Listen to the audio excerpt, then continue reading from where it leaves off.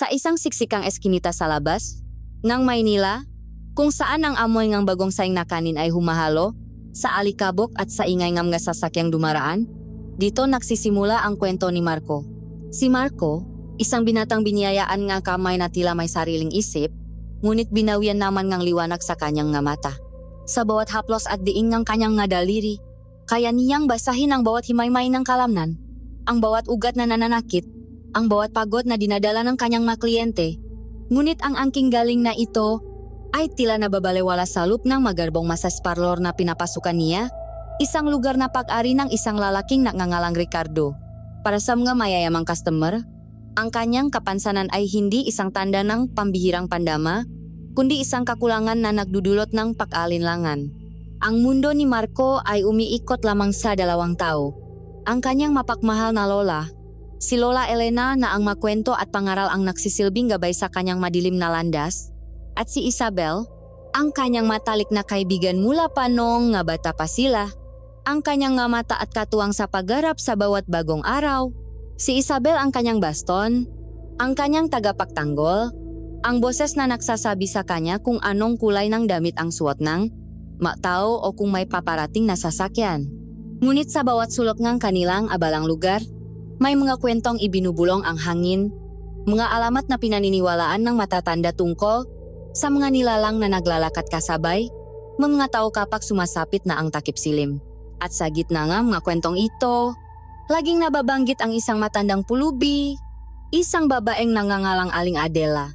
Lagi siyang nakaupo sa dulong kalye, balot ng maruruming damit, na may mga matang tila nakikita ang kaluluwa ng bawat dumaraan, isang presensyang iniwasan ng karamihan. Hindi pa ito alam ni Marco, ngunit ang isang nakatakdang pagtatakpo sa babaeng ito. Isang simpleng aktong kabutihan, ang siyang magiging susi na magbubukas ng pinto sa isang mundong puno ng hiwaga, panganib, at isang biyayang hindi niya kailanman inakala. Isang pagtatakpo na magpapabago sa kadilimang kanyang ginagalawan, at magpapatunay na kung minsan, ang tunay na liwanag ay hindi nakikitang mamata. Isang panibagong araw ng pakayot, ngunit para kay Marco, ang bigat sa hangin ay tila pamilyar na. Ang amoy ng mahaling peppermint oil ay nanunuot sa loob ng kwarto, ngunit hindi nito kayang paktakpan ang mabigat na aura na nakmumula sa kliyenteng kanyang minamasahe. Isang ginang na mayaman, bes sa tonong kanyang boses at sa bigat ng maalahas na malamig na dumadampi sa balat ni Marco sa tuwing ito'y gumagalaw. Bawat diin ng kanyang madaliri sa likod ng ginang ay sinasalubong ng isang iritableng pahinga. Dahan-dahan lang, utos ng babae, hindi mo kailangang ibaon ang madaliri mo sa aking likuran. Hindi ako isang blok ng karne. Mahinahong humingi ng paumanhin si Marco, binawasan ang diin, kahit na alam niyang ang paninigas ng nakalamnan nito ay nangangailangan ng mas malakas na puwersa. Sa kanyang isipan, nararamdaman niya ang bawat buhol, ang bawat himaymay na kailangang hagurin para lumuwag. Ngunit ang kanyang nga kamay, gaano man katalino, ay hindi kayang basahin ang pag-isip ng isang taong puno ng pagdududa. Nakakailang? Biglang sabing ginang, ang isipin na hindi mo nakikita ang iyong ginagawa. Paano kung sa maling parte ka magdiin? Paano kung lalo mo lang akong mapinsala? Muling humingi ng paumanhin si Marco, isang salitang tila paulit-ulit na lang na lumalabas sa kanyang bibig sa buong araw. Asensya na po, maam. Sanay po ang aking nga kamay. Kabisado po nila ang kanilang ginagawa. Isang mapang-uyam na tawa ang narinig niya. Sanay? O baka naman nangangapa ka lang sa dilim, katulad ng palagi mong ginagawa? Ang masalitang iyon ay tumusok sa puso ni Marco, mas masakit pa sa anumang pisikal na sampal. Tinapos niya ang sesyon sa abot ng kanyang makakaya. Ang kanyang makamay ay nanginginig hindi dahil sa pagod, kundi dahil sa pinipigilang kahihiyan. Paglabas ng kliyente, narinig niya itong nagrereklamo ng malakas kay Ricardo sa reception area. Ilang sandali pa, pumasok si Ricardo sa silid. Ang amoy ng kanyang pabango ay kasing tapang ng aura ng kanyang pakadismaya. Marco, ano na naman ito? Tanong ni Ricardo. Ang boses ay pilit na pinapakalma ngunit bakas ang iritasyon. 3 kliyente na ang nagreklamo sa iyo ngayong linggo. Hindi na ito maganda para sa negosyo. Sinisira mo ang reputasyon ng lugar na ito. Ginawa ko lang po ang trabaho ko. Si Ricardo, mahinang sagot ni Marco. Pero ayon sa kanila, hindi sapat ang ginagawa mo. Oh, di ka jay sobra-sobra. Ang punto dito, Marco, ay hindi sila komportable sa iyo. Naintindihan mo ba? Ang mataong ito, malaki ang ibinabayat nila para sa serbisyo at para sa pakiramdam na sila ay ligtas.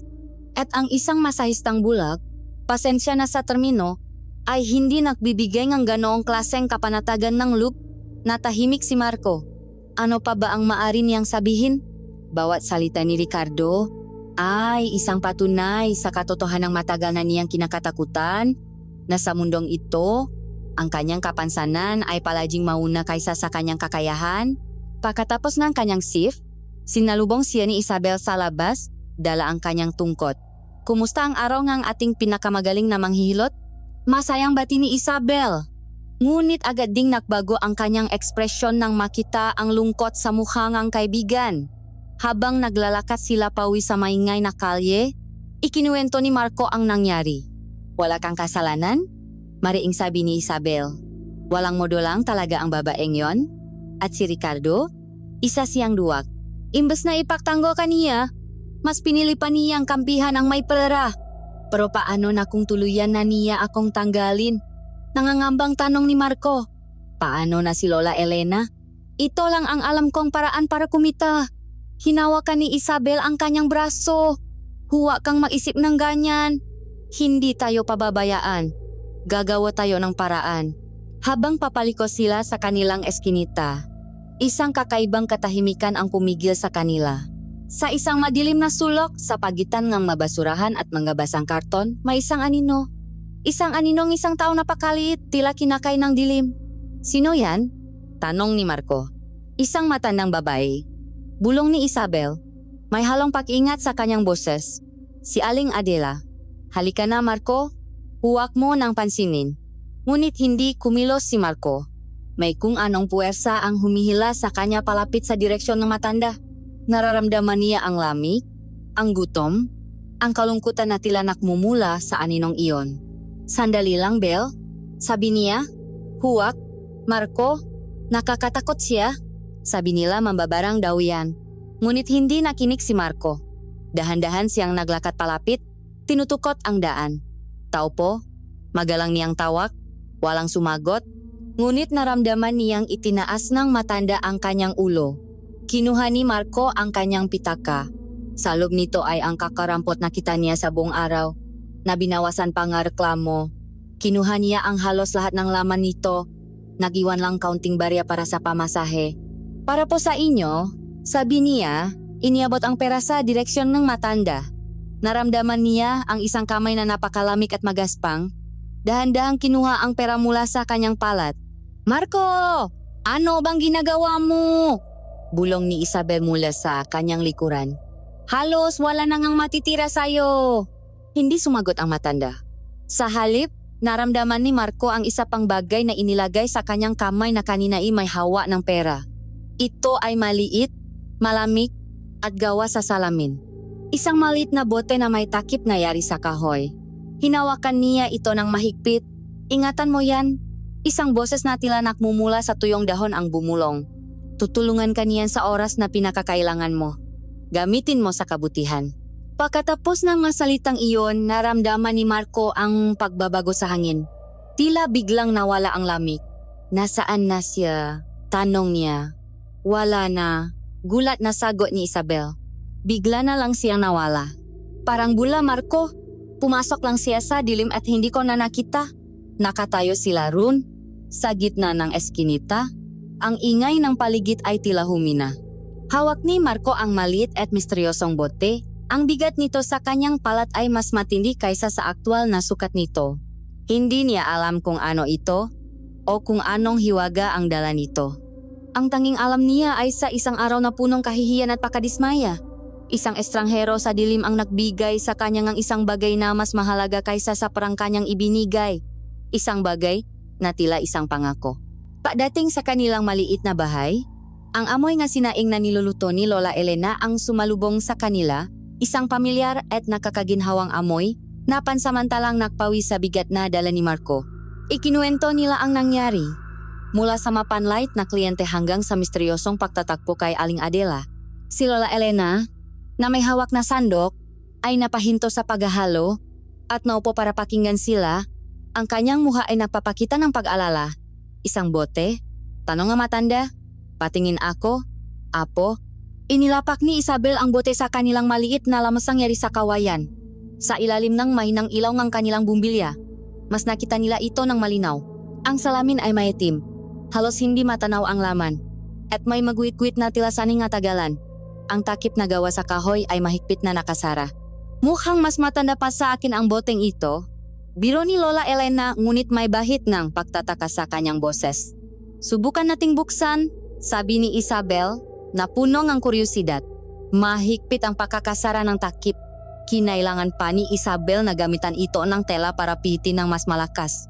Nang sa wakas ay bumukas ito, isang nakakasuplang na amoy ang biglang kumalat sa buong kabahayan.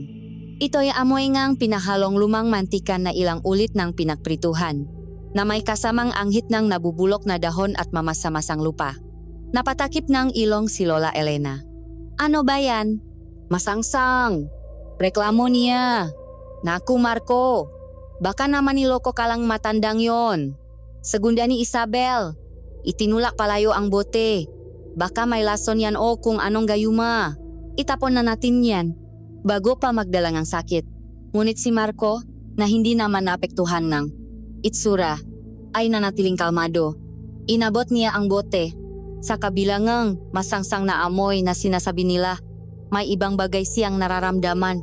Isang kakaibang init, isang mahinang pulso na tila nanggagaling sa loob ng bote, na gumagapang sa kanyang palat patungo, sa kanyang buong braso. Hindi ito nakakapaso, bakus, ito ay nakakaginhawa, tulad ng sinak ng araw sa isang malamig na umaga. Hindi, mahinang sabi ni Marco. May kakaiba dito, mananatili ito sa akin. Nagtinginan na lamang sina Isabel at Lola Elena, punong pag-alala. Sa huli, iginalang nila ang kanyang desisyon. Kinuha ni Marco ang bote at itinago ito sa loob ng kanyang lumang baul sa ilalim ng nga damit na maingat na nakatupi. Dun, ang masangsang na amoy ay tila nanatili lamang sa loob at ang bote ay naghintay sa dilim. Ang masumunod na araw sa trabaho ay naging isang uringang pagsubok para kay Marco. Tila naghahanap na enehebutas si Ricardo para palisin siya. Bawat kilos niya ay binabantayan. Ibinibigay sa kanya ang pinakareklamador na kliyente, mataong tila may sadya ng hinahanap na mali sa kanyang serbisyo. Sa bawat pagtatapos ang sesyon, lagi siyang tinatawag ni Ricardo sa opisina para tanungin kung may naging problema. Ang boses ay puno ng pahiwatig na may inaasahan itong masamang mangyari. Ang tensyon ay nararamdaman ni Marco sa hangin, sa nalalami na pakikitungo ng kanyang magkasamahan, at sa pilit ng ngiti na ibinibigay sa kanya ni Ricardo. Ang huling dagok ay dumating sa katauhan ng isang politikong madalas magpamasahe sa parlor. Ang lalaki ay kilala sa pagiging arogante at may sensitibong balat. Walang may gusto sa kanya bilang kliyente, kaya't ipinasa siya ni Ricardo kay Marco. Sa buong isang oras, tiniis ni Marco ang mautos at pasaring lalaki. Ginawa niya ang lahat ng may buong pag-ingat. Ngunit kinabukasan, bumalik ang politiko, galit na galit, at ipinakita ang ilang mapupulang panta sa kanyang likod. Tingnan mo ang ginawa ng bulak mong masahista, sigaw nito kay Ricardo. Baka marumi ang kamay niyan. O baka kung anong chip na langis ang ginamit sa akin. Kailangan mong managot dito. Alam ni Marco na malinis ang kanyang makamay at ang standard na langis ng parlor ang kanyang ginamit. Ngunit sa sitwasyong iyon, ang kanyang salita ay walang bigat laban sa salita ng isang maimpluwensyang tao. Iyon na ang pagkakataong hinihintay ni Ricardo. Pagkaalis ng kliyente, tinawag niya si Marco sa kanyang malamig at malinis na opisina. Maupo ka, Marco, sabi ni Ricardo. Ang boses ay kalmado sa isang paraan na mas nakakatakot kaysa sa pagsiga. Alam mo Marco, hinahangaan kita sa iyong determinasyon. Pero ang negosyo ay negosyo. Ito ay tungkol sa reputasyon, sa tiwala, at sa mga nagdaang linggo. Ang tiwalang iyon ay nasisira dahil sa mereklamong may kinalaman sa iyo. Pero si Ricardo, wala po akong kasalanan. Pakiusap ni Marco, maaring totoo yan Marco.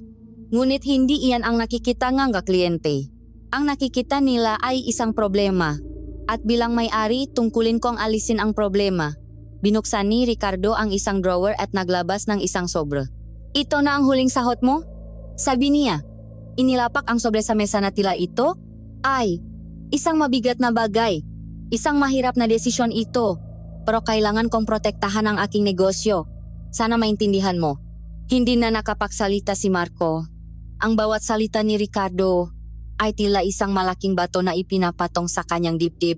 Tumayo siya, kinuha ang sobre, at walang lingon-likot na lumabas ng opisina, lumabas ng parlor, at lumabas sa buhay na kanyang pinahirapang buuin. Sa pagkakataong ito, wala si Isabel na umalalay sa kanya. Mag-isa niyang tinahak ang daan pauwi. Ang tunongang kanyang tungkot sa semento ang tanging kasama niya sa kanyang pagluluksa. Bawat tunong ng busina, bawat tawanan ng mga taong dumaraan, ay tila isang insulto sa kanyang kabiguan. Pagdating niya sa bahay, ang amoy ng adobong niluluto ni Lola Elena, na dati inagbibigay sa kanyang ginhawa, ngayon ay tila nanunumbat. Apo, andiyan ka na pala. Masayang bating kanyang lola. Doon na bumigay ang lahat ng pinipigilan ni Marco. Napaluhot siya sa sahi na kawayan. Ang naluha ay malayang dumadaloy mula sa kanyang mamatang walang nakikita. Wala na po akong trabaho, Lola. Sabi niya sa pagitan ng mahikbi. Tinanggal na po ako. Niyakap siya ng kanyang lola. Ang init ng katawan nito ay nagbibigay ng kaunting ali. Walang salitang namutawi sa bibig ng matanda, tanging ang marahan na pahagot sa kanyang likod. Nang gabing iyon, hindi nakatulog si Marco. Nakahiga siya sa kanyang papak, nakikinig sa matunong ng gabi. Ang kabiguan ay isang mabigat na kumot na bumabalot sa kanya. Sa gitna ng kanyang kawalan ng pag-asa, bumangon siya at kinapa ang daan patungo sa kanyang baul. Binuksan niya ito at sa ilalim ng kanyang damit, naramdaman niya ang malamig na salamin ng bote. Kinuha niya ito at dinala sa kanyang higaan. Habang hawak niya ang bote sa dilim, muli niyang naramdaman ang kakaibang init. Tila ito lang ang natitirang bagay sa mundo na hindi siya hinuhusgahan, na hindi siya tinalikuran. Isang misteryosong regalo mula sa isang estranghero. Isang bote na may masangsang na amoy, ngunit may daladalang kakaibang pangako.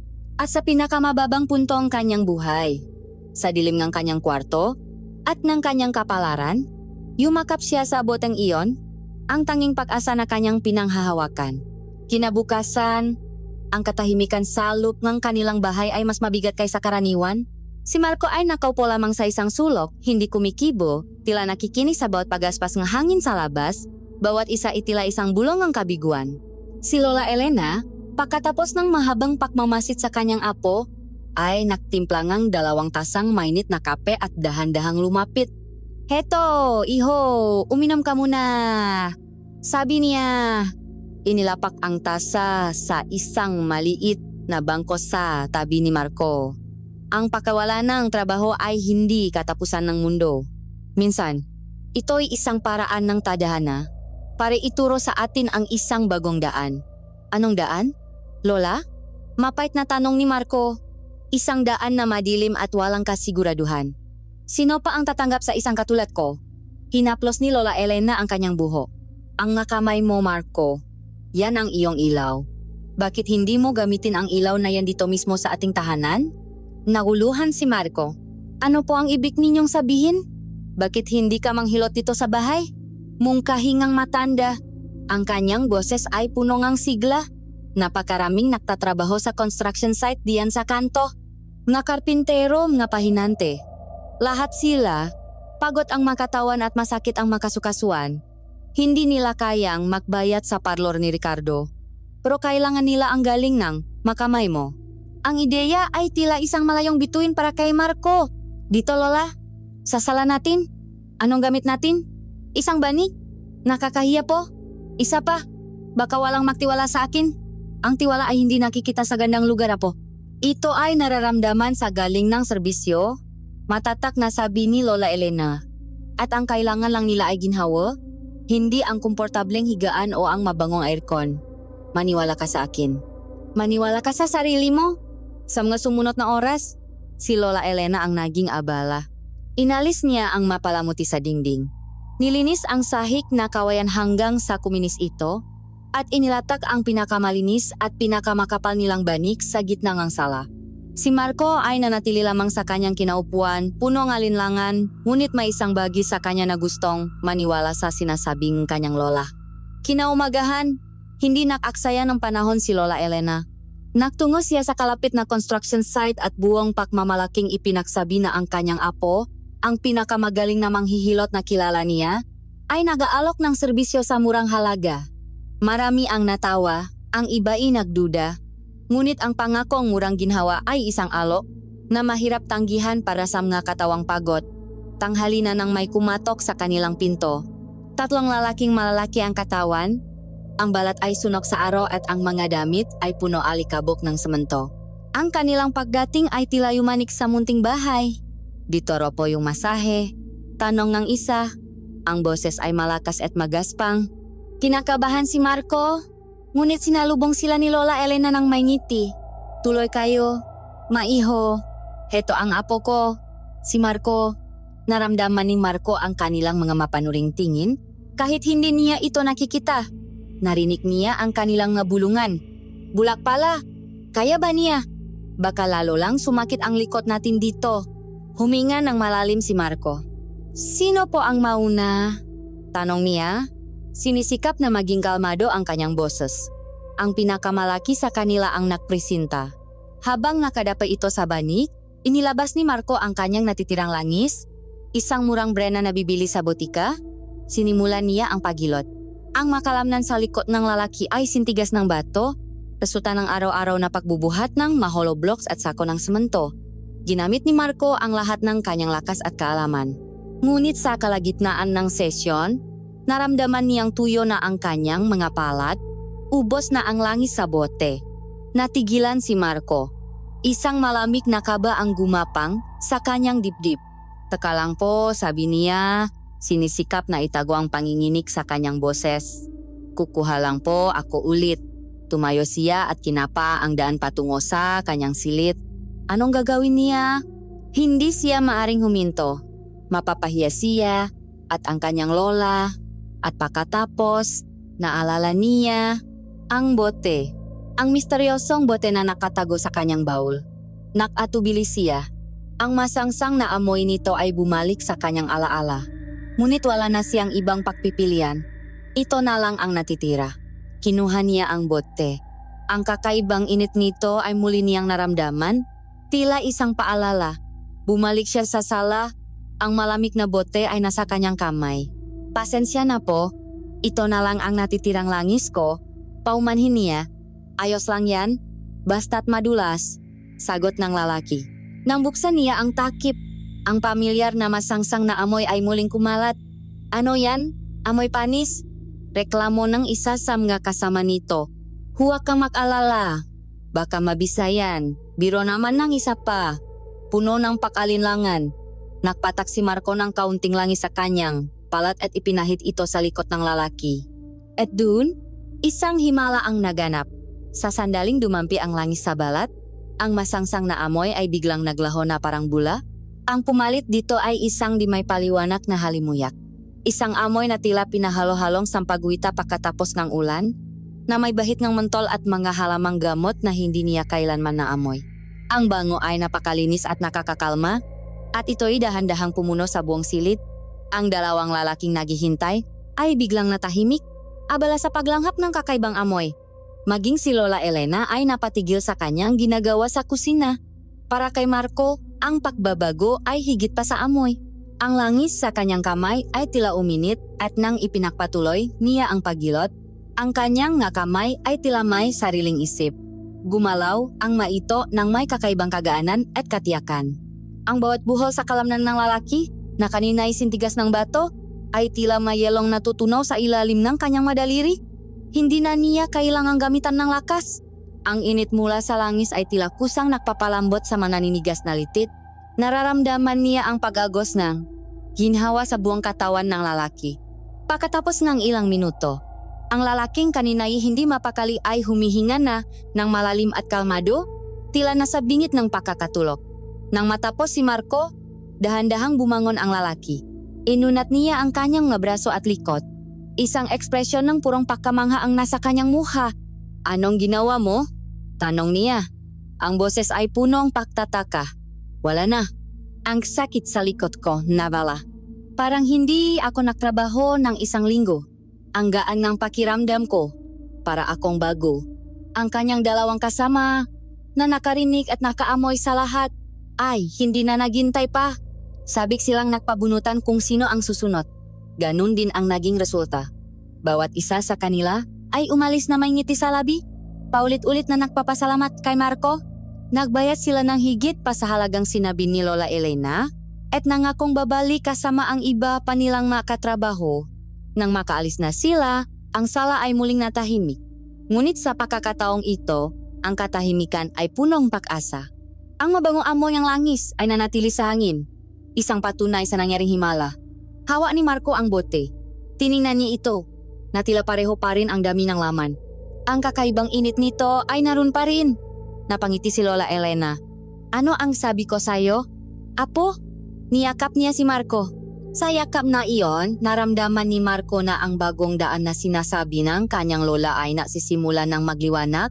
Kahit nasalo ng kanyang madilim na mundo, ang tatlong construction worker ay naging 6. Pagkatapos ay 10. Bawat isa sa kanila ay tilam nga alagat na nakakalat ng magandang balita. Sa construction site, sa mga umpukan sa kanto, sa mga inuman pagkatapos ng trabaho, iisa ang bukang bibig nila. Ang bulak na manghilot na may mga kamay na himala. Ang kwento ay kumalat na parang apoy sa tuyong damuhan. Mas mabilis pa sa sismis na dala ng hangin. Hindi nagtagal. Ang nga kliyente ni Marco ay hindi na lamang nga construction worker. Isang umaga, isang may edad na tindarangang isda mula sa palengke ang dumating. Inirereklamo ang pananakit ng kanyang nga binti at balakang nadulot ng maghapong paktayo. Sumunod ang isang super ngang tricycle na halos hindi na mayunat ang likod dahil sa maghapong pagmamaneho sa bakubakong kalsada. Dumating din ang isang grupo nga labandera. Ang kanilang nga braso at balikat ay tila pinupunit sa sakit. Ang maliit nilang sala ay naging isang munting klinikang pag-asa. Si Lola Elena na may ngiti na hindi na nawawala sa kanyang mga labi. Ang naging taga-schedule at taga-alingang mga naghihintay. Nakitimpla siyang tasa, naglalabas ng biskwit, at nakikipagkwentuhan. Ipinakmamalaki ang kanyang apo sa bawat pagkakataon. Bawat kliyenteng dumarating ay may dalang pag-aalinlangan. Ngunit bawat isa ay umaalis na may dalang ngiting ang ginhawa at pagkamangha. Ang proseso ay palaging pareho. Gagamitin ni Marco ang mahiwagang langis at ang silit ay mapupuno ng nakakakalmang halimuyak. Ang kanyang makamay na tila may sariling paningin ay hahanapin ang ugat ng sakit at dahan-dahang pupuksain ito. Ang buhay ng maglola ay unti-unting nagbago. Ang kanilang hapakainan ay hindi na laging tuyo at kanin lamang ang laman. Nakaroon na sila ng prutas, ng mas masustansyang ulam. Nakabili si Marco ng isang komportableng silya para sa kanyang lola para hindi na ito mahirapan sa pag-upo sa sahig. Ngunit sa kabila ng dumarating na biyaya, isang alalahanin ang nagsimulang tumubo sa isipan ni Marco. Hindi niya maintindihan ang kanyang ginagawa. Alam niyang hindi ito namumula sa kanya. Ang kapangyarihan ay nasa langis at siya ay isang kasangkapan lamang. Pakiramdam niya ay isa siyang impostor na tumatanggap ng mga papuri para sa isang himalang hindi naman siya ang gumawa. Isang hapon, ang kanyang nga pangamba ay mas lalong lumalim. Isang babae ang dumating na humahagulhol. Karga-karga ang kanyang 6 na taong gulang na anak na lalaki. Ang bata ay walang tigil sa pag-iyak. Ang kanyang kanang sakong ay namamaga at kulay uba. Nahulog daw ito habang naglalaro. Tulungan niyo po kami. Pakiusap ng ina. Ang kanyang nga mata ay puno ng luha. Narinig ko po sa makapitbahay na magaling daw po kayo. Wala po kaming pera para ipa-hospital siya. Natigilan si Marco. Ang pagilot ng pagod na kalamnan ay isang bagay. Ngunit ang pagilot ng isang pinsala ay ibang usapan. Pasensya na po. Ale, magalang niyang sabi. Manghihilot lang po ako. Hindi po ako albularyo o doktor. Baka po lalong lumalayan kapag ginalaw ko. Kahit konting ginhawa lang po para sa anak ko. Pagmamakaawa ang babae. Hindi na po tumitigil ang kanyang pakiyak. parang awan yun ah. Ang paggiya ang bata ay tila isang punyal na tumutusok sa puso ni Marco. Tumingin siya sa direksyon ng kanyang lola na tumango lamang. Ang nga mata inagsasabing kaya mo yan, apo. Huminga ng malalim si Marco. Sige po, susubukan ko. Pero kung sakaling hindi po umigi, dalhin niyo na po siya agad sa center. Maingat niyang inihiga ang bata sa banig. Ang init na nakmumula sa namamagang sakong ay ramdam na ramdam niya. Pumatak siyang langis sa kanyang mga palat. Agad na kumalat ang mabangong amoy at tila pati ang bata ay bahagyang tumahan marahil dahil sa kakaibang halimuyak. Sa sandaling idinampi ni Marco ang kanyang makamay sa paang bata, isang kakaibang sensasyon ang kanyang naramdaman. Tila may kuryenteng dumaloy mula sa kanyang madaliri. Sa ilalim ng balat, nakikita ng kanyang makamay ang malitit na namamaluktot. Ang pamumuo ng dugo, ang init ng pamamaga. Hindi niya ito pinag-isipan. Ang kanyang makamay ay kusa ng gumalaw. Marahan, paikot, na may tamang-tamang diin. Ang init mula sa kanyang palat na pinalakas pang langis ay tila isang plansang dahan-dahang naalis sa mga buhol at pamamaga. Ang pag-iyang bata ay naging mahinang pagikbi hanggang sa ito'y tuluyang nawala. Napalitan ito ngang isang mahimbing at kalmadong paginga. Pagkatapos ng halos kalahating oras, itinigil ni Marco ang paghilot. Kinapa niya ang sakong. Ang tila na babagang init kanina ay wala na. Tingnan ninyo po, sabi niya sa ina. Narinig niya ang pagsinghap ng babae at ni Lola Elena. Nawala ang pamamaga. Bulong ng ina, hindi makapaniwala. Ang kulay ube, naglalaho. Dahan-dahang ginising ng ina ang kanyang anak. Anak, masakit pa ba? Umiling ang bata at sinubukang igalaw ang kanyang paa. Walang bakas ng sakit sa kanyang muka. Sinubukan niyang itayo ito at dahan-dahang tumapak sa sahig. Medyo ika-ika pa siya, ngunit nakatayo na siya. Ang ina ay napahagulhol na muli, ngunit sa pagkakataong ito dahil sa labis na pasasalamat. Niyakap niya si Marco ng mahigpit. Diyos ko po, maraming salamat. Hindi ko alam kung paano kayo pasasalamatan. Kumuha siyang malaking halaga mula sa kanyang bulsa, ngunit magalang itong tinanggihan ni Marco, kahit pang merienda lang po wale. Masaya na po akong nakatulong. Nang makaalis na ang mag-ina, ang bahay ay muling binalot ng katahimikan. Ngunit ngayon, ang katahimikan ay may kasamang bigat. Umupo si Marco. Ang kanyang mga kamay ay bahagyang nanginginig. Lola, natatakot po ako pag amin niya. Hindi po ako yan. Hindi ko po alam kung paano ko nagawa yon. Ang langis po, iba po ang kapangyarihan nito. Lumapit si Lola Elena at hinawakan ang kanyang kamay. Apo, ang regalo, kahit saan pa man makmula, ay regalo pa rin. At ang isang regalong ginagamit para makatulong sa kapwa, para magbigay ng ginhawa sa mga may sakit, ay hindi maaring magmula sa kasamaan. Pero paano kung may kapalit, Lola? Paano kung? Huwag mong isipin ang paano kung puto ang yang Lola. Isipin mo ang ngayon. Ngayon, nakatulong ka. Ngayon, may isang batang makakapaglaro muli dahil sa iyo. Ipagpasalamat mo na lang muna yan. Sa kabila ng mga salita ng kanyang lola, ang katanungan ay nanatili sa isip ni Marco. At may isa pang misteryo. Bawat gabi, bago matulog, check niya ang bote. Pagkatapos gamitin sa napakaraming tao sa buong araw, ang laman nito ay hindi nababawasan. Ang label nga madilim na likido ay palaging pareho, na tila isang balon na walang katapusan. Ang kwento tungkol sa pagilot sa bataang tuluyang nakpatibay sa kanyang reputasyon. Siya na ngayon si Marco Manghihilot, isang pangalang binabanggit ng may paggalang at pag-asa sa kanilang buong komunidad. Ang kanilang buhay ay umasenso, ngunit ang sikreto ni Marco ay mas lalo, lamang lumalim. Bawat araw habang hinahawakan niya ang bote, nararamdaman niya ang init nito at nagtatanong sa kanyang sarili, biyaya ba ito o isang sumpang naghihintay lamang ng tamang oras para maningil? Habang ang munting sala ni Marco ay nagiging pugat ng pag-asa at ginhawa, ang magarbong massage parlor ni Ricardo sa kabilang kanto ay unti-unting nagiging isang malamig at tahimik na museo. Ang mamahaling aromatherapy diffuser ay patuloy sa pakbugangang amoy lavender, ngunit wala ng kliyenteng naali dito. Ang malalambot na tuwalya ay nananatiling nakatupi at malinis. Ang massage bed ay nananatiling walang laman. Ang kanilang puting kumot ay tila nga multo sa dilim. Si Ricardo ay palakat-lakat sa loob ng kanyang opisina. Ang bawat hakbang ay puno ng bigat at pakabigo. Ang tuno lamang kanyang sapato sa makintap na sahig at ang tiktak ng orasan sa dingding ang sumisira sa katahimikan. Wala pa rin. Tanong niya sa kanyang resepsyonis sa ikalimang pagkakataon sa araw na iyon.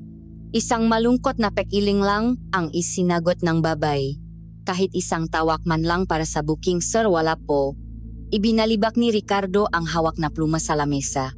Impossible! Dati, hindi natin kinakaya ang daming ng kliyente. Ano ang nangyayari? Ang sagot ay alam niya. Kahit pilit niyang iwinawaksi sa kanyang isipan, ang sagot ay may isang pangalan, Marco. Sa simula, ito ay galit lamang.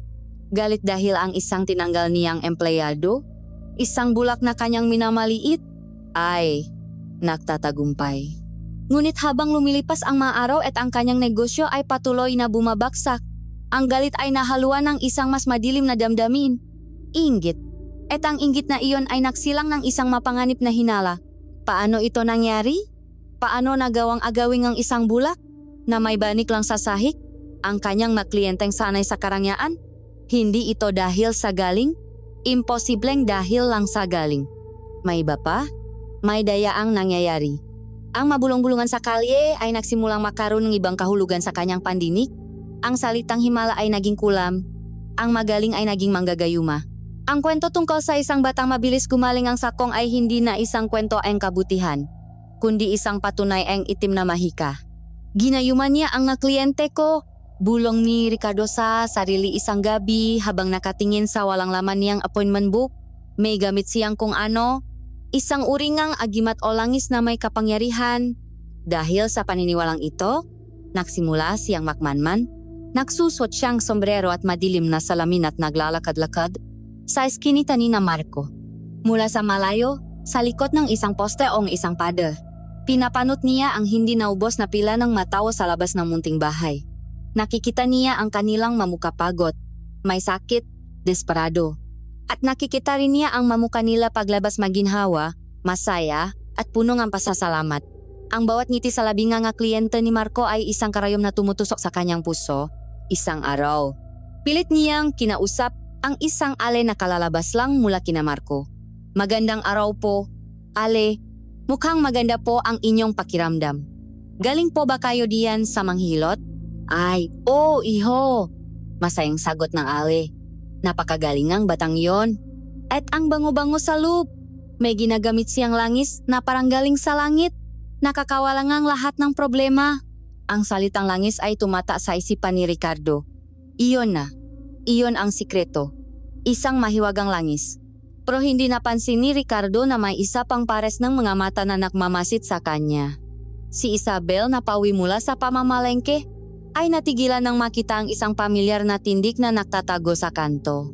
Kahit nakadisguise, kilala niya ang postura at ang mamahaling sapatos ni Ricardo. Sa una, inisip niyang nakataon lang. Ngunit nang makita niya itong muli kinabukasan sa parehong lugar, alam niyang may mali. Nagmamadali siyang tumakbo papunta sa bahay ni Marco. Naabutan niya itong nagpapahinga sa pagitan ng mga kliyente. Marco, kailangan mong magingat.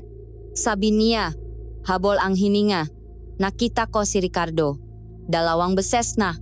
Nakmamanman siya dito sa labas, kumunot ang ni Marco. Si Ricardo? Baka naman may ibang sadya lang siya dito, Bel. Hindi. Git ni Isabel. Nakatingin siya sa bahay ninyo. Nagtatago. Marco, hindi maganda ang kutob ko dito. Galit yon dahil sayo. Dahil mas malakas ka na sa kanya. Ang nga taong katulad niya, gagawin ang lahat para hindi sila malugi. Pero hindi naman ako nakikipakompetensya sa kanya. Mahinahong katwiran ni Marco. Makaiba ang makliyenta natin. Wala siyang pakialam doon. Halos mapasigaw na si Isabel sa frustrasyon. Ang nakikita lang niya ay nilalamon mo ang negosyo niya. Pakiusap, Marco, mag-ingat ka. Huwa kang basta-basta magtitiwala. Ang babala ni Isabel ay naiwan ng isang mali na tini ng kaba sa dibdib ni Marco. Kahit mahirap para sa kanya na isipin na may masamang balak ang kanyang dating amo, hindi niya maaring balewalain ang pag-alala ng kanyang kaibigan. Nang gabing iyon, habang naghihilot, mas naging alerto ang kanyang pandama. Bawat kalusko sa labas, Bawat anino na dumadaan sa bintana ay nagdudulot sa kanya ng bahagyang kaba. Samantala, si Ricardo ay bumalik sa kanyang madilim at walang buhay na parlor. Itinapon niya ang kanyang sombrero sa isang silya at umupo sa dilim. Ang kanyang pagmamanman ay nagbigay lamang sa kanyang mas matinding galit. Malinaw na sa kanya ngayon, ang sikreto ay nasa langis. Isang langis na kayang mangakit ng tao, isang langis na kayang magpagaling. Isang kapangyarihan na dapat ay nasa kanya. Kung hindi niya ito makukuha sa mayos na paraan, kukunin niya ito sa ibang paraan. Kung hindi niya kayang talunin si Marco sa larangan ng paknenegosyo, tatalunin niya ito sa isang larong mas madilim at mas mapanganib. Kailangan niyang malaman kung ano ang langis na iyon at kung saan ito nanggagaling. At kung kinakailangan, handa siyang gumamit ng dahas para makuha ito. Tumingin siya sa kanyang refleksyon sa salamin ng bintana. Ang nakita niya ay hindi na isang bigong negosyante, kundi isang taong handang gawin ang lahat, gaano man ito kasama, para mabawi ang kanyang nawala.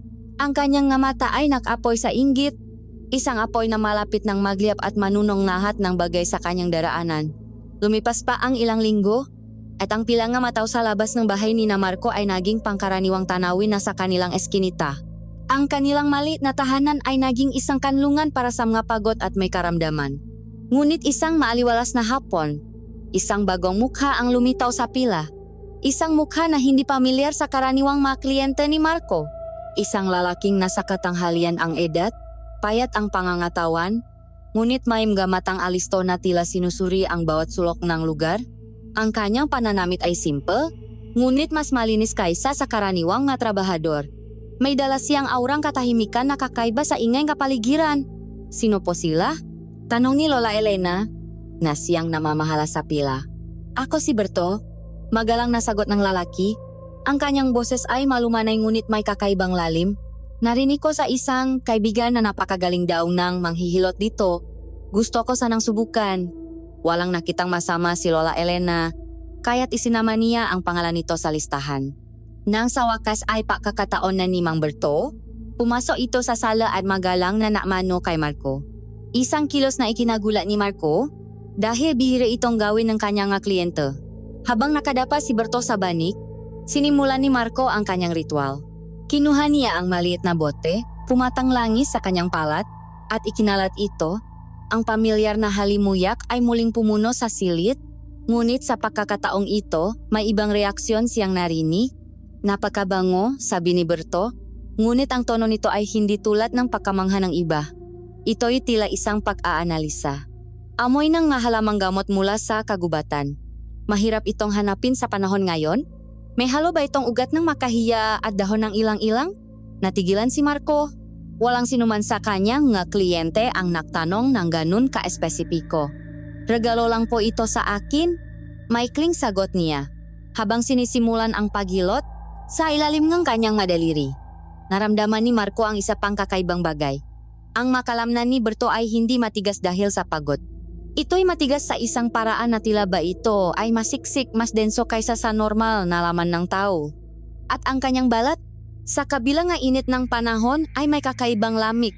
Ang iyong makamay, iho, pagpapatuloy ni Berto ay magaling. Ngunit itong langis, ito ang tunay na hiwaga. Nararamdaman ko ang init nito na gumagapang sa aking makalamnan. Tila binubuhay nito ang bawat himaymay. Saan mo ito nakuha? Sa isang kaibigan lang po. Ulit ni Marco. Nagsisimula ng makaramdam ng bahagyang kaba. Ang nga tanong ni Berto ay hindi na pangkaraniwan. Tila hindi ginhawa sa katawan ang hanap nito, kundi impormasyon.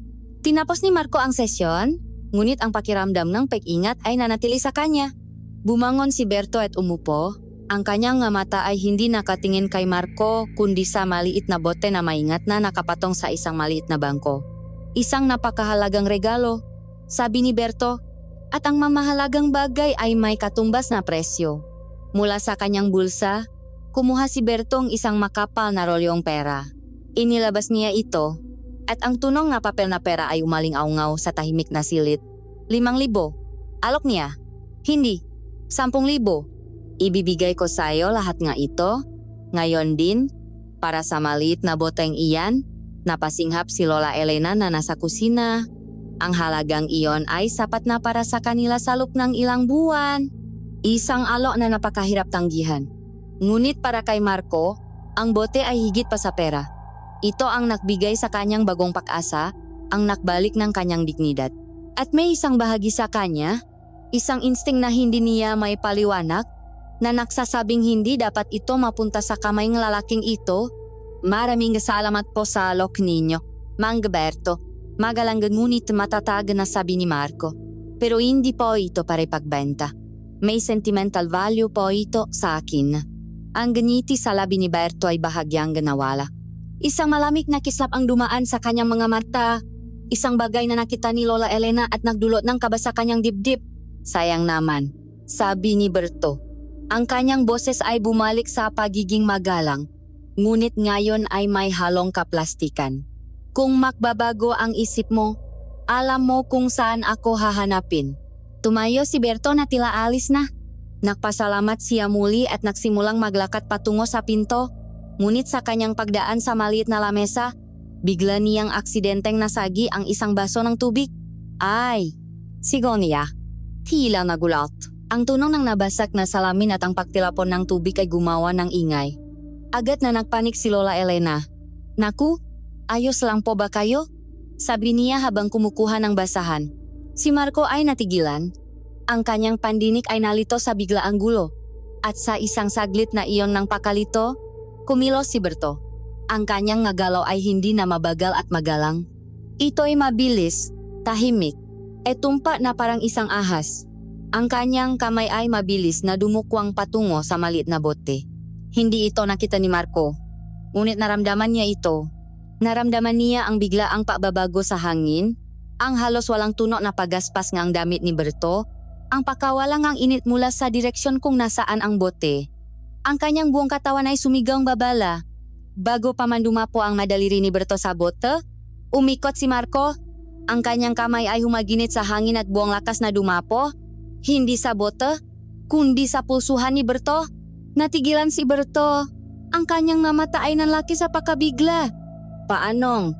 Bitawan mo ako, bulag. Singhal niya. Ang kanyang tunay na kulay ay lumabas na. Ang kanyang boses ay hindi na malumanay. Ito'y punong baksik. Ngunit ang pagkakahawak ni Marco ay sintigas ng bakal, pinalakas ng adrenaline at ng isang di may paliwanak na puwersa. Hindi po sa inyo yan, kalmadong sabi ni Marco. Ngunit ang kanyang boses ay may bigat at otoridad. Napumigla si Berto, ngunit hindi siya makawala. Sa kanyang pagkagulat, mas malakas ang bulak na nasa harapan niya. Nakita niyang papalapit na si Lola Elena, na may hawak na walis tingting at handang ipukpok ito. Alam niyang talo na siya sa pagkakataong ito. Buong lakas niyang itinulak si Marco, dahilan para mabuwal ito sa sahig. Pagkatapos ay walang sabi-sabing tumakbo siya palabas ng bahay at naglaho sa maraming tao. Naiwan si Marco sa sahig. Yakap-yakap ang bote. Ang kanyang dibdib ay malakas na kumakabog. Nanginginig siya, hindi lang dahil sa takot, kundi dahil sa isang bagong realisasyon. Ang babala ni Isabel ay totoo. Ang kanyang himala ay may anino, at ang aninong iyon ay may mukha na. Isang mukhang gutom na gutom. Sa kapangyarihang hawak niya sa kanyang makamay, ang gulo at takot na iniwan ng pagtakas ni Mang Berto ay tila nanatili sa hangin. Mas mabigat pa kaysa sa alinsangan ng hapon. Si Lola Elena ay nanginginig na nagpupulot ng mabubok ng basak na baso, habang si Marco ay nakaupo sa sahig, mahigpit ang hawak sa bote na tila ito ang kanyang tanging kaligtasan. Ang pamilyar na init mula sa bote ay naroon pa rin, ngunit ngayon, hindi na ito purong ginhawa. May kasama na itong pakiramdam ng panganib. Natila ba ang init na ito ay isang apoy na nakakakit sa maganit na gamugamo sa dilim? Sino ang taong yon, apo? Basak na tanong ni Lola Elena. Bakit gano'n na lang ang paknanasan niya sa boteng yan? Paralang ba talaga ang habol niya? Umiling si Marco. Hindi ko po alam, Lola. Pero ang pakiramdam ko, hindi pra. Iba. May gusto siya sa mismong bote. Pinilit ni Marco na tumayo, ang kanyang nga binti ay nanghina pa rin. Ang buong pangyayari ay napakabilis, ngunit ang bawat detalye ay malinaw na nakaukit. Sa kanyang isipan ang biglaang pagbabago sa boses ni Berto, ang di pangkaraniwang lakas sa pulsuhan nito, Ang hayo sa mga mata nito na inilarawan sa kanya ni Lola Elena. Sa gitna ng kanilang pakalito, isang anino ang biglang tumakip sa liwanag mula sa nakabukas na pinto. Hindi sila nakarinig ng mayabaon ng pakbati. Pagtingin ni Lola Elena, nakatayo na roon si Aling Adela, ang matandang pulubi. Ngunit may iba sa kanya. Hindi na siya ang gusgusing matanda na laging nakayuko sa eskinita. Ang kanyang likod ay tuwid. Ang kanyang nga mata, na dati tila laging nakatitig sa kawalan, ngayon ay matalas at nanunuot, tila kayang basahin ang takot sa kanilang nga puso. Hindi pera ang kanyang habol, sabi ni Aling Adela. Ang kanyang boses ay hindi na mahina at garalgal. Ito'y malinaw, matatag, at may bigat ng karunungan ng maraming taon. Napaurong si Lola Elena sa gulat. Si Marco naman ay napatayo ng tuwid. Kinikilala ang boses, ngunit naguguluhan sa biglaang pagbabago nito. Alam niyang nandito ka, sabi ni Marco. Kalahating tanong, kalahating pahayag. Dumating ka dahil sa kanya. Dumating ako dahil sayo? Pagtatama ni Aling Adela, ang kanyang tingin ay nakapako sa boteng hawak ni Marco. At sa bagay na yan, dahan-dahan siyang pumasok sa loop. Ang lalaking iyon, si Berto, ay hindi isang ordinaryong magnanakaw. Isa siyang aswang. Ang salitang aswang ay tila isang malamig na hangin na biglang pumasok sa silid, napahawak sa dibdib si Lola Elena at napadasangang mahina. Ang makwentong pambata, ang maalamat na kinakatakutan, ay biglang nakaroon ng mukha at pangalan, aswang. Hindi makapaniwalang ulit ni Marco. Pero, paano? Maraming tulad nila ang naglalakad sa inyong mundo. Nagbabalat kayong tao, paliwanag ni Aling Adela. At ang habol nila ay kapangyarihan. Ang kapangyarihang iyon ay nasalop ng boteng hawak mo. Itinuro niya ang bote. Hindi iyan isang ordinaryong langis, iho. Ang langis ay sisitlan lamang. Ang nasalop niyan ay isang mutya. Mutya? Tanong ni Lola Elena. Isang bagay na may sariling buhay at kapangyarihan. Pagpapatuloy ni Aling Adela. Isang pata ng dalisay na enerhiya mula sa kalikasan. Ito'y may kakayahang magpagaling, magpanumbalik ng lakas. At sa tamang kamay, kaya nitong gumawa ng mga himala. Ngunit sa maling kamay, ito ay magiging isang kasangkapan ng kasamaan. Iyon ang habol ni Berto. Iyon ang habol ng kanyang amo. Napatingin si Marco sa bote. Ang lahat ay unti-unting nagiging malinaw. Ang walang katapusang laman, ang nagbabagong amoy, ang kakayahang magpagaling. Hindi ito langis. Ito ay mahika. Paano? Paano ninyo nalaman ang lahat ng ito? Naalangang tanong ni Marco. Sino po ba talaga kayo? Isang mahabang katahimikan ang namagitan. Tinitigan sila ni Aling Adela. At sa isang saglit, sa ilalim ng liwanag ng bumbilya, tila nagiba ang anyo ng kanyang buhok. Tila ito gumalaw. Tila may sariling buhay. Dahil ang dugo na dumadaloy sa maugat ni Berto, mahinang sabi ni Aling Adela, ay dugo ring dumadaloy sa akin. Isa rin ako sa kanila. Halos mapaluhot si Lola Elena sa takot. Niyakap niya ang kanyang apo. Ako ay isang kubot, pag-amin ni Aling Adela. Isang uri nga aswang na ang sandata at kapangyarihan ay nasa kanyang buhok. Ngunit bago pa man lamunin ng takot ang maglola, itinaas ni Aling Adela ang kanyang kamay. Huwag kayong matakot. Maraming landas ang maaring tahakin sa mundong ito kahit pa para sa mga katulad ko. Pinili niya ang landas ng kasakiman at kadiliman. Ako, pinili ko ang landas ng pag-iisa at pagbabayat puri. Ang pagiging pulubi sa inyong paningin ay ang aking paraan upang subukin ang puso ang nga tao. Lumapit siya kay Marco. Hindi na siya umiwas. Ibinigay ko sa iyo ang mutya dahil nakita ko ang iyong puso. Marco, isang pusong dalisay. Ang mutya ay parang isang salamin. Kung ano ang nasa kalooban ng may hawak nito, iyon ang kanyang pinalalakas. Kaya sa iyong nga kamay, ito ay nagiging isang kasangkapan ng pagpapagaling. Ang kabutihan mo ang nagpapagana sa kanya. Ang iyong pagnanais na makatulong ang siyang nagbibigay buhay sa kapangyarihan nito. Ngayon, naintindihan na ni Marco ang lahat. Ang bigat ng responsibilidad ay biglang pumatong sa kanyang nga balikat. Kaya pala bulong niya. Kaya pala kaya kong. Sabi ni Aling Adela. Ngunit ang kapangyarihang iyan ay may kaakibat na panganib. Ang kanyang boses ay naging seryoso. Si Berto ay isang aso lamang, isang utusan. Ang kanyang pagkabigo ngayon ay isang mensahe na sa kanyang amo. Alam na nila ngayon na ang mutya ay gising at nasa iyong pangangalaga. At ang amo ni Berto ay mas malakas, mas tuso, at hindi titigil hanggat hindi niya nakukuha ang kanyang gusto. Isang malamig na takot ang muling gumapang sa puso ni Marco. Mas matindi kaysa kanina. Ano po ang dapat naming gawin? Tanong ni Lola Elena. Ang boses ay nanginginig. Kailangan ninyong maging mas maingat kaysa dati, babala ni Aling Adela. Huwag ninyong bibitawan ang mutya. Ang init nito ay magsisilbing babala sa iyo, Marco, kung may panganib na malapit. At higit sa lahat, huwag kayong magtitiwala sa kahit sinong hindi ninyo lubos na kilala. Ang laban na ito ay hindi na isang simpleng pagnanakaw. Ang laban na ito ay para sa isang kapangyarihan na maaring magbago sa takbong inyong mundo. Pagkasabi nito, tumalikot si Aling Adela. At tulad ng kanyang pagdating, ang kanyang pag-alis ay puno ng hiwaga. Naglakad siya patungo sa pinto at sa isang kisap mata, nang muling tumingin si Lola Elena, wala na siya ron. Tanging ang humihinang, yaba na lang, ang kanilang narinig. Naiwan ang maklola sa gitna ng kanilang sala, na ngayon ay tila mas maliit at mas marupok. Ang halimuyak ng langis ay naroon pa rin, ngunit hindi na ito purong nakakakalma. May halo na itong amoy ng panganib, isang paalala na sa labas ng kanilang pinto, sa ilalim ng dilim, may isang nilalang na naghihintay. At ang tanging proteksyon nila ay ang hiwagang hawak ni Marco sa kanyang makamay. Ang babala ni Aling Adela ay tila isang malamig na anino na bumalot sa kanilang munting bahay. Nang gabing iyon, hindi dinalaw ng antok sina Marco at Lola Elena. Ang bawat kaluskos sa labas, bawat alulong ng aso sa di kalayuan, ay nakdudulot ng panibagong kaba sa kanilang nga dibdib. Hinarangan nila ang pinto gamit ang kanilang lamesa, isang mahinang depensa laban sa isang panganib na hindi nila lubos na maunawaan.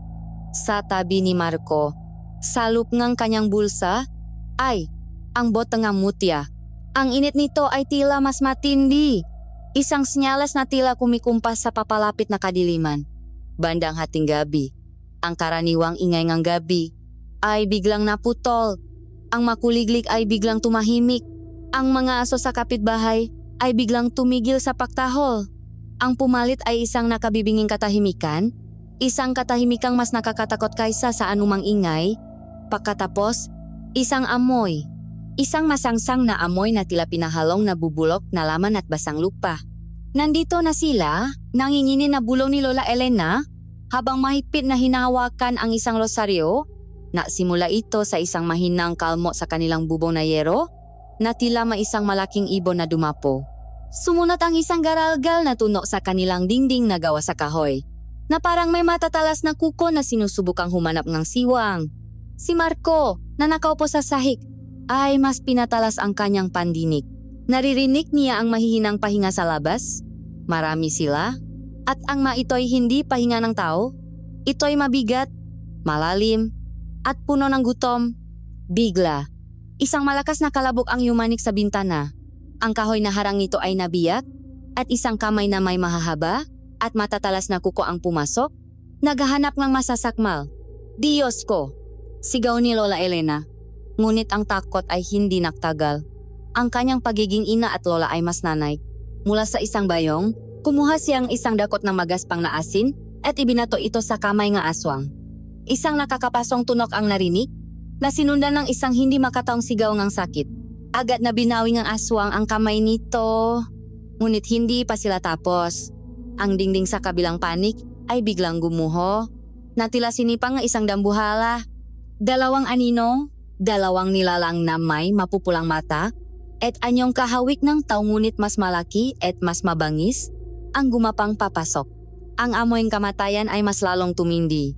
Huwag kayong lalapit, sigaw ni Lola Elena, habang inihagis ang ngabawang na kanyang inihanda. Ang aswang ay bahagyang umurong, tila nasusuka sa amoy. Ngunit ang kanilang pagnanasa sa mutya ay mas malakas. Dahan-dahan silang sumugot. Sa gitnang kaguluhan, si Isabel ay naglalakat pauwi. Nag-overtime siya sa kanyang trabaho, ngunit ang pag-alala para kay Marco ay hindi nawala sa kanyang isipan. Habang papalapit siya sa eskinita, narinig niya ang ngasigaw at ang tunog ng pagkawasak. Ang kanyang puso ay biglang kumabok ng mabilis. Marco! Walang pag-aalinlangan. Kumuha siya ng isang makapal na piraso ng kahoy na nakasandal sa isang pader at tumakbo ng buong bilis patungo sa bahay ng kaibigan. Ang kanyang nakita ay isang eksena mula sa isang bangungot. Dalawang halimaw ang papalapit na sa maklolang walang kalaban-laban. Hoy! Buong lakas niyang sigaw. Layuan ninyo sila!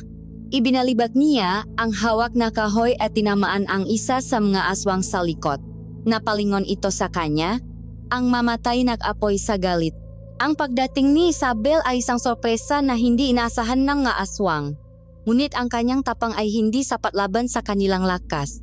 Bago pa siya makakilos muli, isang anino ang mabilis na gumalaw mula sa butas sa dingding. Isang mas malaking aswang ang sumunggap sa kanya mula sa likuran. Isang matigas na braso ang pumulupot sa kanyang lik at tinakpan ng isang mabahong kamay ang kanyang bibig para pigilan ang kanyang paksigaw. Narinig ni Marco ang nababasak na tunog ng paktili ni Isabel bago ito napigilan. Isabel! Sigaw niya. Ang kanyang boses ay puno ng desperasyon at takot. Ang tunong pagpupumiglas ng kanyang kaibigan, ang kanyang sinisinok na pagiyak, ay tila makarayom na tumutusok sa kanyang pandinig. Sinubukan niyang tumayo, kinapa ang tungkot, at handang sumugot. Ngunit ano ang kanyang magagawa? Isang bulak laban sa mga halimaw mula sa dilim. Ang aswang na may hawak kay Isabel ay humalahak. Isang tunog na nakakakilabot. Itinutok nito ang matatalas na kuko salik ni Isabel. Ang mutya. Utos ng aswang. Ang boses nito ay magaspang na parang magabatong nakikiskisan. Ibigay mo sa amin ang mutya. Bulag? Kung hindi, ang buhay ng kaibigan mo ang magiging kabayaran. Si Marco ay napaluhot. Ang kanyang mundo ay gumuho. Sa isang kamay, hawak niya ang isang kapangyarihan na hindi niya maintindihan. Sa kabilang banda, ang buhay ng kanyang pinakamatalik na kaibigan, ang kanyang nga mata sa mundo, ay nakasalalay sa kanyang desisyon. Naririnig niya ang pag-iyak ni Lola Elena, ang pagmamakaawa nito sa mahalimaw. Naririnig niya ang takot sa bawat paghinga ni Isabel. Ang halimuyak mula sa mutya ay tila nanunuya sa kanya. Isang pangako ng kapangyarihan na wala siyang kakayahang gamitin. Pakiusap! Hikbi ni Marco! Ang kanyang boses ay basag. Huwag ninyo siyang sasaktan. Ang mutya! Ulit na aswang. Mas malakas, mas mapanganib. Ibigay mo sa amin ngayon na. Ang silit ay puno ng tensyon. Ang oras ay tila huminto. Si Marco ay nasa gitna ng isang imposibleng pagpipilian, isang bangungot na naging toto.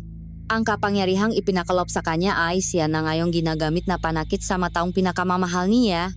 Sa dilim, habang nakaluhot at walang magawa, naramdaman niya ang tunay na kahulugan ng kawalan ng pag-asa. Sa sandaling ang pag-asa ay tila tuluyan ng naubos, isang bagong boses ang pumunit sa tensyon sa loop ng silit, isang boses na pamilyar, kalmado, at puno ng panuyang katuwaan. Huwag kang mag-alala, Marco. Hindi nila siya sasaktan hanggat hindi ko sinasabi.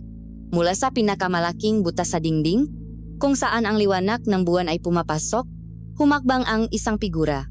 Hindi ito isang halimaw na may matatalas na kuko o mapupulang mata. Ito ay isang lalaking nakabihis ng mayos. Ang kanyang damit ay hindi man lang nadungisan. Ang kanyang buhok ay mayos na nakasuklay. Ito ay si Ricardo. Ang mga aswang na kanina'y mababangis na hayop ay biglang yumuko sa kanyang harapan. Isang kilos ng lubos na pagalang at takot. Sila ay mga aso at siya ang kanilang amo. Ngumiti si Ricardo, isang ngiting hindi umabot sa kanyang nga mata. Nakakagulat? Hindi ba, Marco? Ang taong nagtanggal sayo sa trabaho ay siya palang dahilan kung bakit ka nakaroon ng bagong pag-asa. At ngayon, siya rin ang babawi nito. Lumakat siya palapit. Ang kanyang mamahaling sapatos ay marahang tumutunog sa sahig na puno ng bubok. Akala mo ba talaga ay tatalunin mo ako sa isang simpleng hilot? Nakakatawa ka. Pero aminin ko, nagulat ako sa iyong bilis. Ang sikreto, siyempre, ay nasa boteng iyan. Itinuro niya ang mutya na hawak ni Marco. Alam mo, ang parlor ko ay hindi lang isang simpleng negosyo. Pagpapatuloy niya, tila nakwekwento sa isang matandang kaibigan. Ito'y isang malaking hapakainan. Ang mamayayaman kong kliyente, puno sila ng enerhiya, ng sigla, ng life force, Kung tawagin, hindi ko kailangan ng kanilang dugo, masyadong magulo yon. Ang kailangan ko lang ay kunin ang kanilang singaw buhay. Paunti-unti sa bawat sesyon, sapat na para ako'y manatiling malakas at bata. At sila? Uwi lang sila na medyo pagod, akalay nilang dahil lang sa masahe. Humalahak siya, isang perpektong sistema, hanggang sa dumating ka at ang iyong mahiwagang langis. Sinira mo ang balanse, Marco. Inagaw mo hindi lang ang mga kliyente ko, kundi pati na rin ang aking pakain. Hayop ka, sigaw ni Isabel, na nakupumiglas pa rin. Ngumisi lang si Ricardo. Ngayon, ibigay mo sa akin ang mutya. Utos niya kay Marco. Sa pamamagitan niyan, hindi ko na kailangan pang maghintay nga kliyente. Ako na mismo ang makakakuhang lahat ng enerhiyang gusto ko mula sa kahit kanino. Magiging isang hari ako. Sa sandaling iyon, naakmang utusan na ni Ricardo ang kanyang nga alagad na kunin ang bote. Isang panibagong presensya ang naramdaman sa silid, isang presensyang mas malakas, mas matanda. Sa bukan ng pinto, nakatayo si Aling Adela. Ang kanyang anyo ay hindi na anyo ng isang pulubi. Ang kanyang mamata ay nagniningning na parang manggabituin sa dilim. Ang hangin sa paligid niya ay tila kumikislap sa kapangyarihan. Ang mga aswang na alagad ni Ricardo ay naporong sa takot. Umungol na parang nga asong nasusukol. Napalingon si Ricardo at ang kanyang ngiti ay biglang naglaho. Napalitan itong pakabigla na may halong inis at galit. Ate, sabi niya, ang salita ay puno ng lason. Lagi ka na lang sumusulpot sa mga oras na hindi ka kailangan. Lagi ka na lang humahat lang sa aking nga plano. Ricardo, sagot ni Aling Adela. Ang kanyang boses ay kalmado ngunit may bigat ng isang bundok. Kapatid ko, habang mahininga ako, hindi ko hahayaang dungisan mo pa ang pangalan ng ating lahi. Ang revelasyon ay tila isang kidlat na tumama sa isipan ni Marco. Makapatid, pangalan ng ating lahi. Mapanguyam na tawa ni Ricardo. Anong pangalan? Isang pangalan na kinatatakutan at isinusumpa? Ikaw, ate, pinili mong mabuhay na parang isang daga, naktatago sa anino, namumulot ng limos. Ako? Pinili kong yakapin kung ano talaga tayo. Pinili kong maging hari. Pinili mo ang landas ng kasakiman. Sigaw ni Adela. Pinili mong manakit ng mga inosente para sa iyong sariling kapakanan. At ikaw? Ano ang pinili mo? Ang maging tagapagtanggol nila? Pumalakak muli si Ricardo. Tapos na ang pag-usap na ito. Pakasabi nito, nawala ang kanyang anyong tao. Ang kanyang katawan ay lumaki at umunat. Ang kanyang balat ay naging kulay abo. Ang kanyang makuko ay humaba at naging matalas. Ang kanyang nga mata ay naging dalawang nakbabagang uling. Isang halimaw na may bakas pa rin ng mukha ni Ricardo. Sumugot siya na parang isang toro patungo kay Aling Adela. Ngunit si Adela ay hindi natinak. Sa halip na umatras, siya ay pumikit. At nang imulat niya itong muli, isang nakakakilabot na pagbabago ang naganap. Ang kanyang mahabang puting buhok ay tila nakaroon ng sariling buhay. Kumilos ito na parang maahas, humaba, at naging daan-daang matitibay na latigo ng kapangyarihan. Ang bawat hibla ay matalas na parang bakal. Ito ang tunay na anyo ng isang kubot. Sinalubong ng babuho ni Adela ang paksugot ni Ricardo. Ang iba ay pumulupot sa mga braso nito. Ang iba ay humampas sa dibdib nito. Ang tunong ng kanilang paglalaban ay nakabibingi ang ungal ni Ricardo. Ang pagagini ng gabuho ni Adela. Ang pagbaksa ng gapiraso ng kanilang bahay. Naging isang kulungan ng kamatayan ang munting sala. Ang sahig ay umanik sa bawat pakbaksak. Ang hangin ay puno ng alikabok at ng hindi may paliwanag na enerhiya. Si Marco na nakaluhod sa sahig ay niyakap si Lola Elena. Sinusubukang protektahan ito mula sa mga nagliliparang kahoy. Hindi niya nakikita ang laban, ngunit naririnig at nararamdaman niya ang lahat. Ang bawat hampas, bawat sigaw, ay isang larawan ng karahasan na nabubuo sa kanyang isipan. Ang aswang na may hawak kay Isabel ay tila nataranta sa laban ng kanilang nga pinuno. Bahagyang lumuwag ang pagkakahawak nito sa dalaga habang nakatingin ito sa naglalabang magkapatid. Naramdaman ni Isabel ang pagkakataon. Buong lakas niyang kinagat ang kamay ng aswang. Sumigaw ito sa sakit at nabitawan siya. Marco! Sigaw ni Isabel habang gumagapang palayo. Narinig ni Marco ang boses ng kaibigan. Alam niyang malapit lang ito. Sa gitang digmaan ng mga halimaw. Sa gitang kaguluhan, isang malit na pag-asa ang sumibol. Ang laban sa pagitan nina Adela at Ricardo ay lalong tumitindi. Ang mabuho kubot ay pumulupot nang mahigpit sa katawan ng kapatid. Sinusubukang durugin ito, ngunit si Ricardo ay patuloy na nagpupumiglas. Ang kanyang lakas ay tila walang katapusan. Ang kanilang bahay ay halos gumuho na. Ang kapalaran ng lahat ay nakasalalay sa labanang ito. At si Marco, na may hawak na mutya at may kaibigang kailangang iligtas, ay kailangang gumawang isang desisyon. Ano ang magagawang? Isang bulak sa gitang labanan ng mga Diyos at demonyo?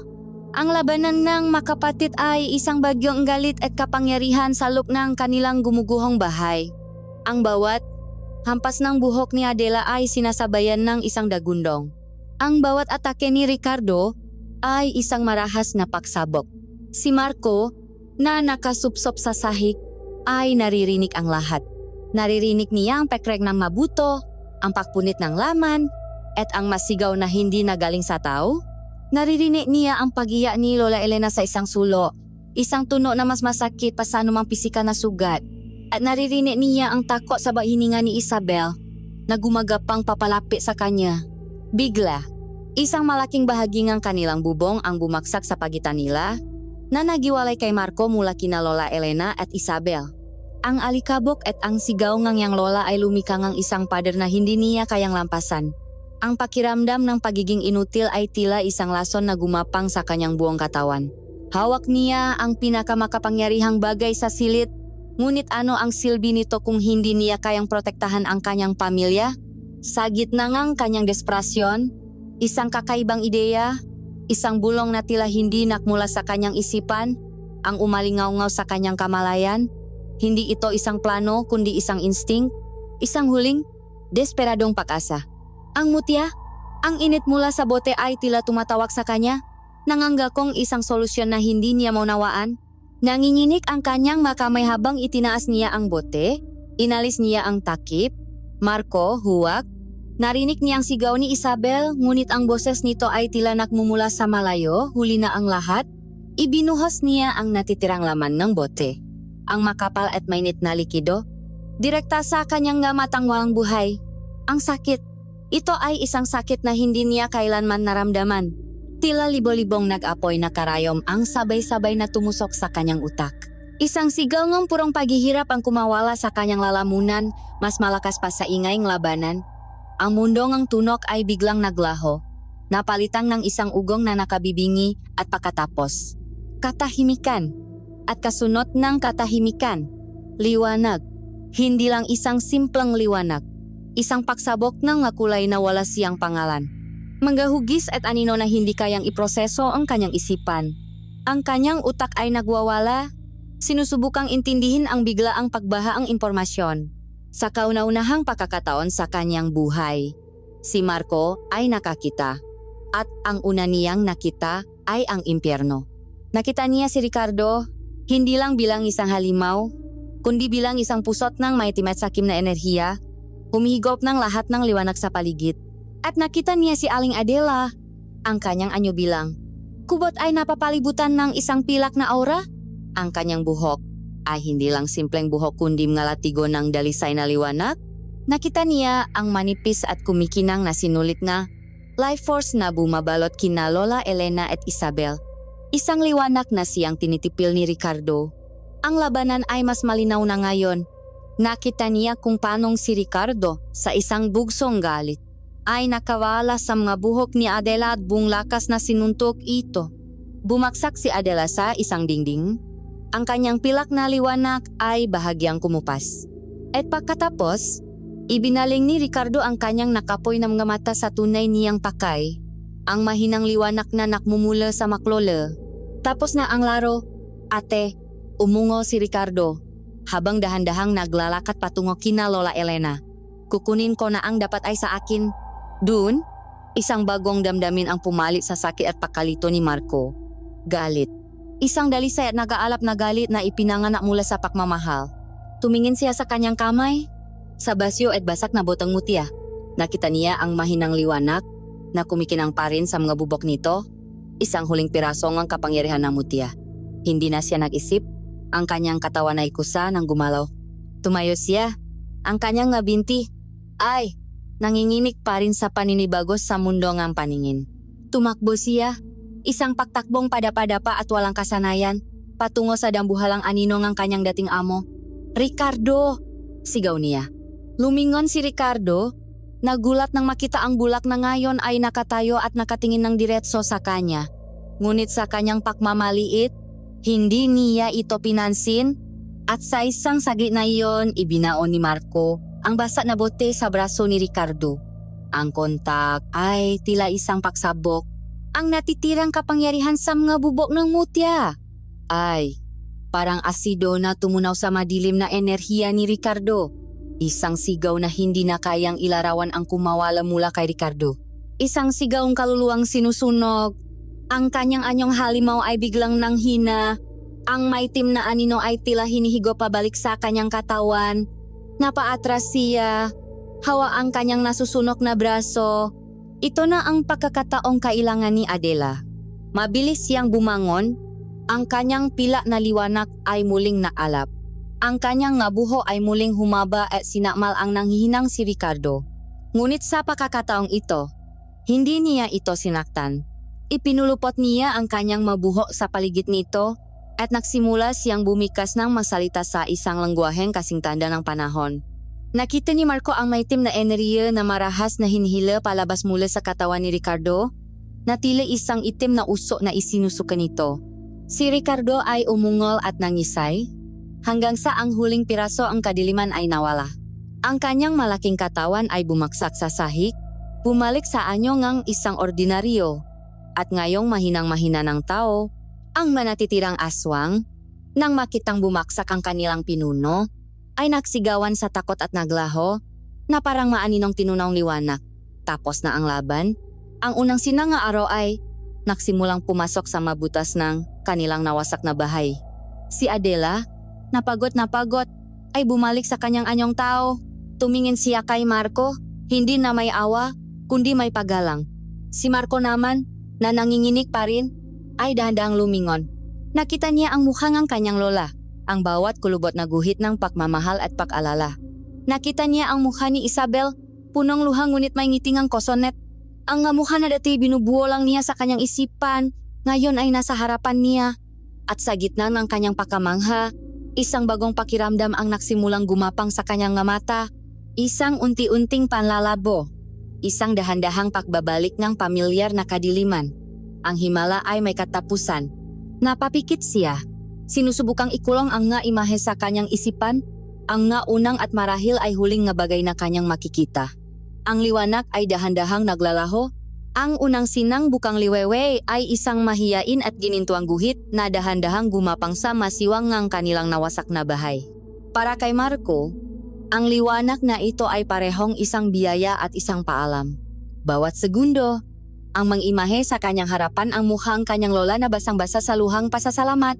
Ang magulong buhok at ang matapang na ngiti ni Isabel ay unti-unting lumalabo na tila isang magandang panaginip na pilit iwinawaksing ang pagising. Sinubukan niyang isaulo ang lahat. Ang kurbang ngiti ni Isabel, ang lalim ngang gaguhit sa nuni Lola Elena na tanda ngang pagmamahal at pag-alala, ang kulay ngang dugo sa kanyang nga kamay. Ito ang mga unang kayamanan na ibinigay sa kanya ngang mundo ngang liwanag. At ito rin ang huling bagay na kanyang babaunin pabalik sa kadiliman. Nang ang huling piraso ng liwanag ay tuluyan ng naglaho, napapikit si Marco. Isang malalim na buntong hininga ang kumawala sa kanya. Ngunit sa kanyang pagpikit, ang pamilyar na mundo ng pandama ay bumalik ng may panibagong lakas. Narinig niya ang mahinang pagikbingang niyang lola. Naamoy niya ang alikabok at ang dugo na may halong hamok ng umaga. At naramdaman niya ang magaspang na kamay ni Isabel na marahang humahawak sa kanyang braso. "Ayos ka lang, Marco?" tanong nito. Ang boses ay punong pag-alala. Tumango si Marco. "Bumalik na ako," bulong niya. Ang nga salitang iyon ay may dalang bigat ngang kalungkutan, ngunit mayroon ding bahit ngang kapanatagan. Ang liwanag ay nakakasilaw at nakakatakot, ngunit ang dilim, ito ang kanyang tahanan. Lumapit si Aling Adela, ang kanyang pagod ay bakas sa kanyang mukha. Ang mutya ay nagbigay sa iyo ngeng, isang sulyap, paliwanag niya. Ipinahiram niya sa iyo ang kanyang liwanag sa oras ng iyong matinding pangangailangan. Ngunit ang kapangyarihan nito ay may hangganan. Ngayon, siya ay natutulo, napapahinga sa loob ng basak na sisitlan. At si Ricardo, tanong ni Lola Elena, ang kapatid ko, malungkot na sabi ni Adela, wala na siyang kapangyarihan. Ang lahat ng kasamaang kanyang inipon ay hinigo pabalik ng mutya at ng aking galit. Isa na lamang siyang ordinaryong tao ngayon, isang taong may mabigat na pasanin sa kanyang kaluluwa. Iwan na natin siya sa hustisya ng mga tao at ng tadhana. Tumingin si Adela sa paligid sa nawasak nilang tahanan. Ang parlor ni Ricardo, wala na itong amo. Malinis na ang lugar na iyon mula sa anumang kadiliman. Nais ko sanang ipamahala ito sa inyo. Isang bagong simula. Ang alok ay isang magandang pinto patungo sa isang mas maginhawang buhay. Ngunit habang pinag-isipan ito, hinawakan ni Marco ang kamay ng kanyang lola. Sa mga sumunod na araw, habang pansamantala silang nakikituloy sa mga kapitbahay, isang desisyon ang nabuo sa puso ni Marco. Isang gabi, sa harap ni na Lola Elena, Isabel, at Aling Adela, nagsalita siya. Maraming salamat po sa alok ninyo, Aling Adela. Isang malaking karangalan po. Pero, huminga siya ng malalim. Ang himalang nangyari sa akin ay nagturo sa akin ng isang mahalagang bagay. Ang tunay na himala ay hindi nasa loob ng isang bote. Hindi ito isang kapangyarihan na ibinibigay lang. Ang tunay na himala, Lola Bell, ay nasa makamay natin. Nasa ating pagsisikap, sa ating pagtulong sa kapwa. Kinuha niya ang parang kanyang naipon, ang parang kanyang pinahirapan mula sa bawat patak ng pawis sa paghihilot. Gagamitin ko po ito para magpatingin sa tunay na doktor. Kung may pag-asa pa para sa aking nga mata, gusto kong makuha ito sa paraang pinaghihirapan, hindi sa paraang ipinakakalop lang. Nakita ni Adela ang determinasyon sa mukha ni Marco. Isang dahan-dahang ngiti ang sumilay sa kanyang labi. Ito ang tamang desisyon. Ito ang patunay na hindi siya nakamali sa pagbibigay ng mutya. Makalipas ang ilang buwan, isang bagong massage clinic ang nakbukas sa lugar kung saan dating nakatayo ang parlor ni Ricardo. Hindi ito kasing garbong dati. Ito ay simple, malinis, at punong tawa. Ginhawa massage. Ang nakasulat sa karatulang gawa sa kahoy. Si Isabel ang namamahala. Ang kanyang galing sa pakikipag-usap sa tao, ang siyang nakpapasigla sa lugar. Si Lola Elena ang nasa reception. Nakalok ng mainit na salabat sa mga naghihintay na kliyente. At si Marco, siya ang puso ng ginhawa massage. Ang kanyang makamay, kahit walang tulong ng mahika, ay patuloy na nagbibigay ng ginhawa. Mas lalo pa siyang gumaling, mas naging sensitibo ang kanyang pandama. Isang araw, dumating ang isang sulat. Nakatakda na ang kanyang operasyon sa mata sa susunod na buwan. Walang kasiguraduhan, ngunit puno ang pag-asa. Si Aling Adela ay hindi na nila muling nakita. Naglaho siyang muli na parang isang panaginip, ngunit ang kanyang aral ay nanatili. Gabi na. Pagkatapos ng isang mahabang araw ng trabaho, pumasok si Marco sa kanyang bagong silid. Sa isang maliit na estante sa tabi ng kanyang higaan, nakalagay ang basak na boteng ng mutya. Kinuha niya ito. Malamig na ang salamin, wala na ang pamilyar na init. Ngunit para kay Marco, ito ay isang paalala. Isang paalala sa dilim na kanyang hinarap, sa liwanag na kanyang nasilayan, at sa lakas na kanyang natuklasan sa kanyang sarili. Hindi niya ito sinasamba, hindi siya umasa dito. Ito ay isang alaala ng isang kabanata sa kanyang buhay na nakturo sa kanya na ang pinakadakilang swerte ay hindi natatakpuan, kundi nililika. At habang hawak niya ang bote, sa gitna ng tahimik na dilim, may naramdaman siyang isang halos hindi maramdamang pulso, isang mahinang-mahinang init, isang bulong mula sa kabilang mundo na nagsasabing ang mahika ay hindi tuluyang nawawala. Ito'y naghihintay lamang, natutulog, sa mga pusong handang maniwala sa kabutihan.